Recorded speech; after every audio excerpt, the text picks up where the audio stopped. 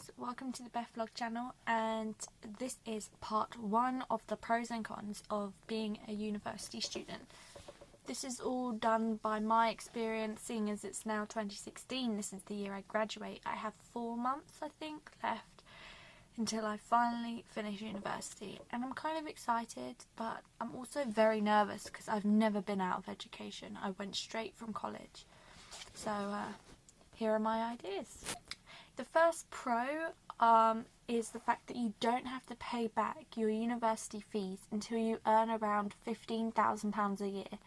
That seems like not a lot, but I've looked at jobs to get, and a lot of them start off underneath 15 grand a year. So there's that pro. Although, on the other hand, the con that goes along with that is the fact that you do have the large debt lingering in the back of your mind that you will spend most of your life paying off. My student fees is £9,000 a year, but then I have my student finance to pay back as well. So it's quite a lot of money. Another pro is that you actually do get to gain expertise, expert knowledge in a subject that you, thought you were really passionate about, or that you still are passionate about. And you can't really get that knowledge either, at least from working at this certain place, which you can't really get until you graduate with a degree. One of the biggest cons for me is the fact that you are unlikely to get a job when you finish university in a related job to your course that you've picked. I do Earth and Ocean Science, which is a mix between geology and oceanography, and I live in the UK, but I live in the south, and I'm not willing to move to Scotland or Wales or abroad to go and do a job that's really low paid, because all my family are down here, and over everything, my family is the most important thing. Another pro is the fact that you do get to choose your degree. Unlike at school or college, you have a limited, at school I didn't get to pick any of them, but at college you have a limited amount of things to choose from because they're not specific. So if you wanted to do something sciencey, you have to just do science or, biology, but it doesn't specify what kind of biology it is. And quite a big con happened 2 or 3 years before I went to university. The cost of fees went up from, I think it was £5,000 a year to £9,000. So that's why I find it a con of university, because people went before me for the same course and are having to pay like half as much as I'm paying. So I think I think it's the same for every course. I know at the university I go to, every course is £9,000, but I'm not sure if you're working as a nurse or something. I don't know if you have to pay that. Also, another con of being a university student, or kind of any student, is the fact that money seems to be thrown at you from every angle. The bank gives you an overdraft that you don't have to pay interest on. There's certain companies that give you money for being like bursaries, so one-off money that they give you, you don't have to pay it back for being like the first person in your family, a certain type of degree. Also, the university student finance give you money. Some of it you don't have to pay back. I know I don't have to pay some of it back because my family's on low income, but also due to that, the university gave me £500, like last summer or the summer before, my first year at uni.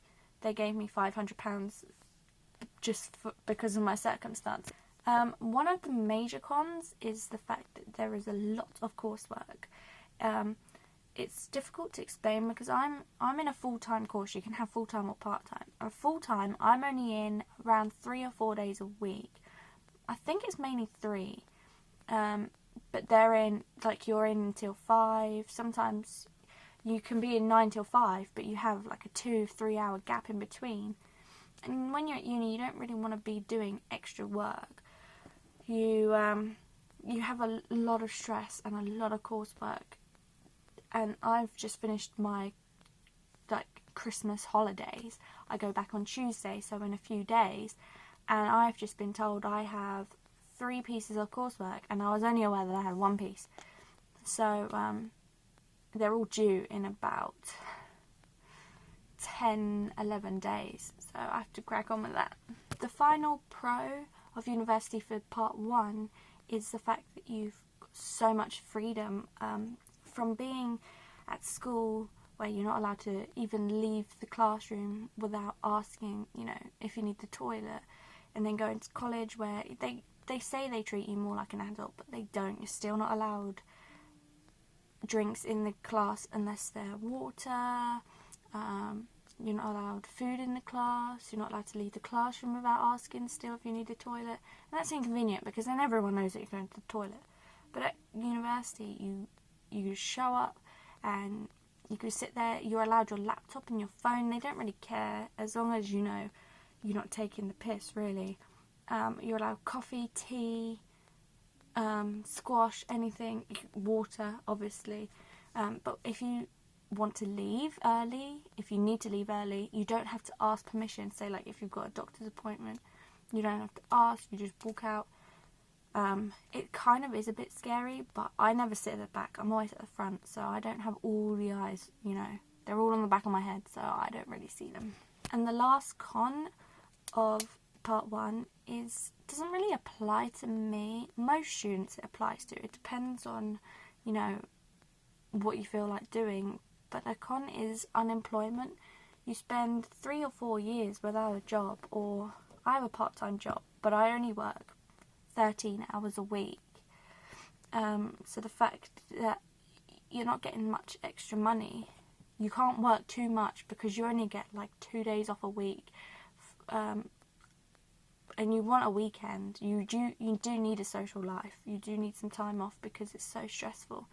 But the fact is, then when you finish uni, you have to go from having such an easy student life, being able to walk in and out, you know, getting money thrown at you, not having to work like labour hours, and working part-time, to then working 40-50 hours a week for money that you were getting thrown at you for doing a few hours at university. That's it for part 1 of the pros and cons of being at university.